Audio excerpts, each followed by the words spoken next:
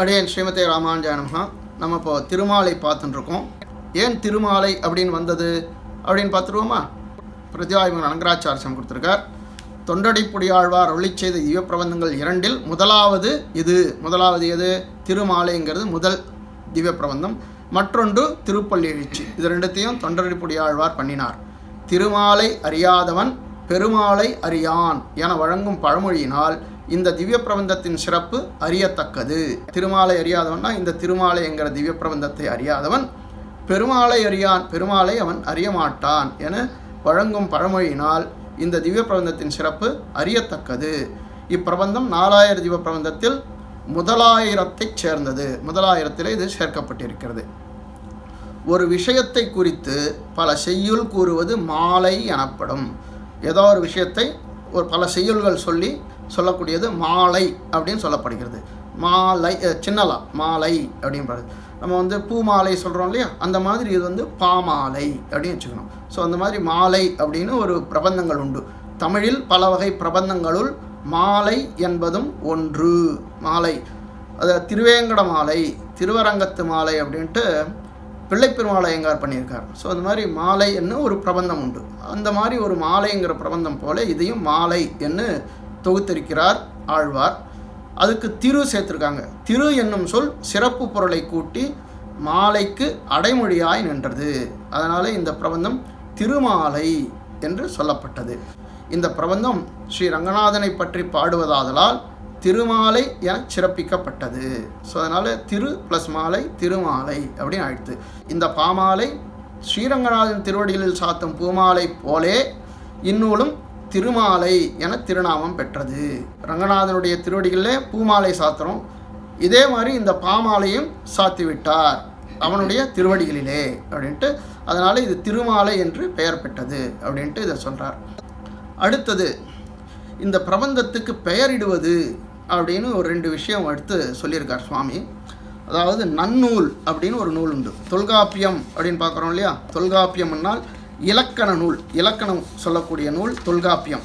இந்த நன்னூலுங்கிறது தொல்காப்பியத்துக்கு பின்னாடி வந்தது.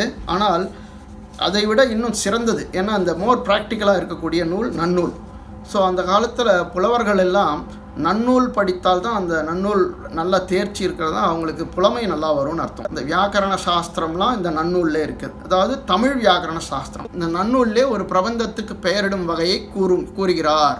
முதல் நூல் கருத்தன் அளவு மிகுதி பொருள் செய்வித்தோன் தன்மை முதல் நிமித்தினும் இடுகுறியாமும் நூலுக்கு எய்தும் பெயரே அப்படின்ட்டு ஒரு சூத்திரம் நம்பர் 49 நன்னூலில் இருக்கக்கூடிய சூத்திரம்.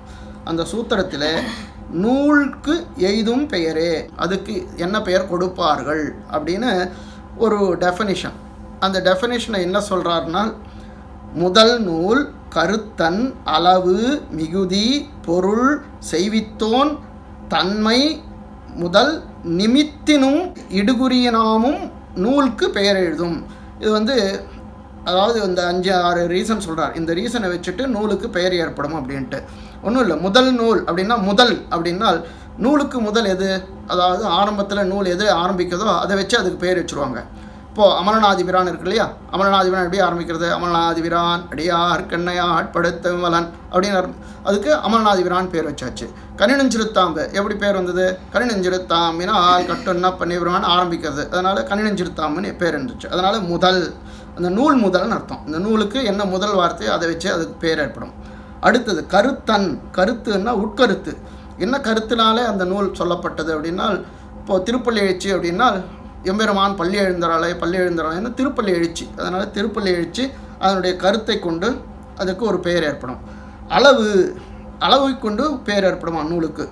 அதாவது சில பாசுரங்கள்லாம் அடைக்கல 10ன்னு வந்திருக்கு. எதுக்கு அடைக்கல 10ன்னு வந்திருக்கு? 10 பாசுரங்கள்னால அடைக்கல 10, அடைக்கலம்னு சொல்கிறதுனால அடைக்கலமும் சேர்த்து அடைக்கல 10 அப்படின்னு பேர் வந்தது. அதே மாதிரி இன்னா 40 இனியவை 40 அப்படின்லாம் 40 பாடல்கள் இருக்கிறதுனால இன்னா 40 இனியவை 40ன்னு இது அந்த அளவை கொண்டு சொல்லக்கூடியது. அப்புறம் மிகுதி, ரொம்ப ஜாஸ்தியாக இருக்கக்கூடியது, அதை வச்சும் சொல்லது உண்டு. அதாவது ரொம்ப பெருசாக இருக்கிறதுனால பெரிய திருமொழி அப்படின்னு பேர் ஏற்பட்டது இல்லையா, அதனால் மிகுதி. அடுத்தது பொருள் அப்படின்னால் அதுக்கு உண்டான முதலிய பொருள், நூலின் பொருள். நூலில் கூறப்பட்ட விஷயம் என்ன, அந்த கூறப்பட்ட விஷயத்தை கொண்டு அதற்கு பெயர் ஏற்படுவது, அதுதான் இதற்கு ஏற்பட்டதுன்னு சொல்கிறார். அதை நம்ம பின்னாடி பார்ப்போம். அப்புறம் செய்வித்தோன், யார் செய்தார்களோ அவர்களை கொண்டு பெயர் ஏற்படுகிறது. அதாவது கம்பராமாயணம் பெயர் ஏற்பட்டிருக்கு இல்லையா, கம்பர் பண்ணதுனால கம்பராமாயணம் அப்படின்னு பேர். ஸோ அந்த மாதிரி செய்வித்தோன் சேர்த்து வச்சு பேர், நூலுக்கு பெயர் கொடுப்பது உண்டு. தன்மையினால் அந்த நூலினுடைய இயல்பு, அதனுடைய நூல் இயல்பை கொண்டு அதற்கு பெயர் ஏற்படும். திருவாசிரியம், முதல் திருவந்தாதி, திரு எழுக்கூற்று இருக்க அந்த நூலினுடைய இயல்பை கொண்டு அந்த எதுவும் பேர் ஏற்படும். அதுக்கப்புறம் நிமித்தினும், என்ன காரணமோ அந்த காரணத்தை கொண்டு அந்த நூல் ஏற்பட்டதோ அதன் பேரும் அதற்கு ஏற்படும். மடல் ஊறுவதற்காக ஒரு பாடல் எழுதுகிறாங்கன்னா சிறிய திருமடல், பெரிய திருமடல் ஏற்பட்டது இல்லையா, மடல் ஊறுவதற்காக எழுதப்பட்ட பாடல். ஸோ அதனால் அந்த காரணத்துக்காக ஏற்பட்டது, அந்த காரணத்தினாலே அந்த நூலுக்கு பெயர் ஏற்படும். அதே மாதிரி இடுகுறியானும் அப்படின்னால் ஒருவருக்கு ஏற்பட்ட பெயர்னு பேர். அதாவது சாதாரணமாக அவருக்கு இயற்கையான பெயர் அது இல்லை, ஆனால் செல்லப்பெயர் அப்படின்னு சொல்லுவோம் இல்லையா, அந்த மாதிரி செல்லப்பெயர் ஏற்படும். இல்லை வழக்கத்திலே அப்படி வந்துடும். இப்போ தலை அப்படின்னு சொல்கிறாங்கன்னா அந்த தளபதி அப்படின்னு சொல்கிறாங்க. அந்த மாதிரி ஒரு வழக்கத்தில் எக்ஸாம்பிளுக்காக சொல்கிறேன். ஸோ அந்த மாதிரி ஏற்படும் போது அந்த இடுகுறியாலே ஒரு சில பேர் ஏற்படும். அந்த ஏற்படக்கூடியதும் நூலுக்கு பெயர் ஏற்படும் அப்படின்ட்டு இத்தனை காரணங்கள் எடுத்து சொல்கிறார். ஸோ இப்படி இத்தனை காரணங்கள் இருக்கிறது நன்னூலில் இருக்கக்கூடிய புதுப்பாயிரத்தில் இருக்கக்கூடிய சூத்திரம் இது. ஸோ இந்த சூத்திரத்திலிருந்து சுவாமி எடுத்து காமிக்கிறார். திருமாலைக்கு எப்படி பெயர் ஏற்பட்டதுனால் நுதலிய பொருளினாலும் தன்மையினாலும் பெயர் பெற்றது இந்நூல் என்க. நுதலிய பொருள்னா இந்த நூலில் கூறப்பட்ட பொருள், தன்மை அப்படின்னா இதனுடைய இயல்பு. இந்த நூலில் கூறப்பட்ட பொருள் அது எம்பெருமான் திருமாலை பற்றி சொல்லப்பட்டது, அதனுடைய இயல்பு, இது ரெண்டுத்தையும் சேர்த்து வச்சு இந்த பெயர் ஏற்பட்டது, திருமாலை அப்படின்ற பெயர் ஏற்பட்டது அப்படின்னு. திருமாலை அப்படின்றது மாலையாக கொடுக்கப்பட்ட பாசுரங்கள், ரங்கநாதன் திருவடியிலே சாத்தப்பட்ட பாசுரங்கள், ஆதையினாலே திருமாலை அப்படின்ட்டு இந்த நூலினுடைய தன்மையினாலும் அதனுடைய பொருள் கூறப்பட்ட விஷயம்னாலும் இது ரெண்டாலும் சேர்த்து இதற்கு திருமாலை என்று பெயர் ஏற்பட்டதுன்னு சுவாமி இங்கே கொடுத்துருக்கார். ஸோ இது நன்னூலில் இருக்கக்கூடிய பொதுப்பாயிரத்தில் இருக்கக்கூடிய சூத்திரத்தை கொண்டு ஒரு சில விஷயங்கள் சுவாமி காமிச்சது இப்போ அனுபவித்தோம். அப்படியே ஸ்ரீமதே ராமானுஜாய நமஹ.